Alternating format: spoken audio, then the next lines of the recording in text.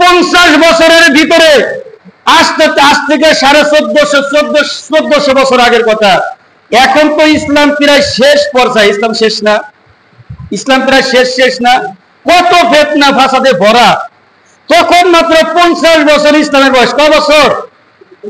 50 বছর বয়স, 61 হিজরি। আর আল্লাহ রসুল পরলোক গমন করেছেন, মানে এই দেহ মুবারক থেকে তিনি পর্দার আড়ালে চলে গেলেন 11 হিজরিতে। প্রায় 11 হিজরি আর দিলে 130, 50 বছর না? প্রায় 50 বছর না? 50 বছরের ভিতরে ইসলাম ধর্মকে ঝাঁকুনিয়ে দিয়ে ফেললো ইজিপ্ট শুধু মস্তক দিয়ে গেল বসে। এর আগের পর থেকে ইজিপ্টকে পথ করে দেওয়া হয়েছে বসার জন্য। কি করা হয়েছে? ইজিপ্টের বসার জন্য। খেয়াল করেন, আপনার ছেলে যে আপনার স্থলাভিষিক্ত হবে, আপনি যদি পথ না করে আপনার ছেলেটা বসতে পারবে? হ্যাঁ, মানে পথ করে দেওয়া হয়েছে না? ওই গদিতে বসার জন্য পথ করে দেওয়া হয়েছে না? ইজিপ্টকে বসার জন্য পথ করে দিয়েছিল তার বাবা মুয়াবিয়া। কে? মুয়াবিয়া নিজে পথ করে দিয়েছে। পথ ব্যবস্থা করে দিয়ে ওই গদিতে বসিয়ে তিনি কি করলেন? সর্বপ্রথম যে কাজ করলেন, ইমাম হুসাইনকে শেষ করে দিলেন। ইজিপ্ট পরে আসলো, কিন্তু ইজিপ্টকে পথ বানিয়ে দেওয়া হয়েছে। এই পথটা তুমি চলবে, এই পথটা চললেই কাম হয়ে যাবে। কি হয়ে যাবে? পথ বানিয়ে দিয়েছে ইজিপ্টের জন্য। ইজিপ্ট ওই পথ বানিয়ে দিয়েছে, ওই পথে চলছে তো কাম হয়েছে, একবারে জায়গা মতন যা পড়িয়েছে। পথ বানিয়ে দেওয়া হয়েছে ইজিপ্টের জন্য। ইজিপ্টের পথ বানিয়ে লম পড়ে বাবা করে দিয়েছে, ইজিপ্টের জন্য পথ করে দিয়েছে, ওর বাবা করে দিয়েছে। মুয়াবিয়া কিন্তু জানে ওর দুশ্চরিত্র ছেলে ভালো না। আমি জানতাম আমার ছেলে মুসলিম না, আমি বসে দিন ইসলামের খেলাফতে বসিয়ে দিলাম, নাহলে এটার কি হকদার কি তার বাবা থাকলো না? পথ করেছে, সেটা কি হকদার পাবে না বাবা?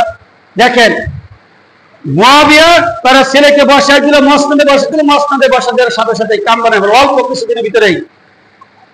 সর্বোচ্চ 3 থেকে 4 মাসের ভিতরে মাওলা হুসাইনকে শহীদ করে দিল। রজব মাসের 15 তারিখে মনে করেন মুয়াবিয়া মারা গেছে জাহান্নামী। মুয়াবিয়া রজব মাসের কয় তারিখে? 15 তারিখ। আর এদিকে মুহররমের 10 তারিখে মাওলা হুসাইন মনে করেন শহীদ হয়ে গেল। কয় মাস? রজব, শাবান, রমজান, শাওয়াল, জিলকদ, জিলহজ, মুহররম, মাত্র 6 মাস। কয় মাস? 6 মাসের ভিতরে ওই পথ দিয়ে ধরে গিয়ে মাওলা হুসাইনকে শেষ করে দিল, মাত্র 6 মাস।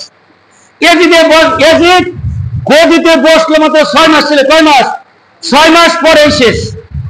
এমন কিছু করলো, একবারে পৃথিবীর নৃশংস কাজ করে দিয়ে চলে গেল।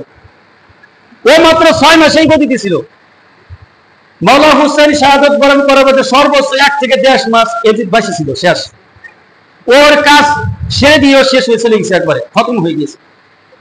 এইভাবে করে ইসলাম ধর্মকে এমন ভাবে ওরা কবজায় করে নিয়ে একদল আলেম ওলামা একবারে মেম্বার শরীফে দাঁড়িয়ে এজিদের সাফাই গাইতেছে। এজিদ এত ভালো লোক ছিল, মানে এজিদের গুণ জ্ঞান গাবের যা মানে যে এজিদ মানে যে মানে ওর বাপ দাদা ছিল, মনে হচ্ছে যে খালু ছিল। হ্যাঁ, খালু ছিল। যে সোনার মদিনা সরকার করেছে তোমার খালু ছিল। ওরা খালুকে এত প্রশংসা করতেছে।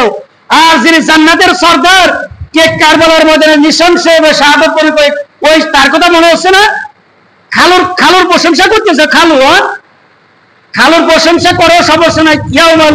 কিয়ামতের ময়দানে এর পিতৃফল তুমি পাবে। এর কি পিতৃফল তুমি পাবে ইনশাআল্লাহ। খালুর প্রশংসা করো, সমস্যা নাই।